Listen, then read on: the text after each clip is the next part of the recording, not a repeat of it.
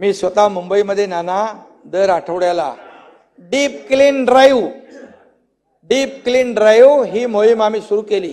काय नवीन काय नाही, कधी बघितले होते? बोले काय रे मुख्यमंत्र्याला काम नाही का, रस्ते धुतोय?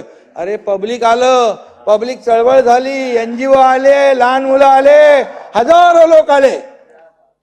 आता त्याच्यामुळे काय झालं? प्रदूषण कमी झालं, पण राजकीय प्रदूषण वाढलंय। राजकीय प्रदूषण निवडणुकीमध्ये कमी होऊन जाईल, साफ होईल। आणि म्हणून आम्ही रस्ते धुवायला पण रिसायकल वॉटर वापरतोय, म्हणजे पिण्याचं पाणी नाही ना, एसटीपीचं पाणी।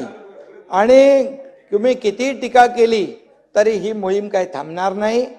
ही मोहीम आता राज्यव्यापी आम्ही करतोय, टप्प्याटप्प्याने सगळ्या शहरांमध्ये ही आम्ही सुरू करतोय आणि याचा फायदा खूप मोठ्या प्रमाणावर प्रदूषण कमी करण्यामध्ये होईल।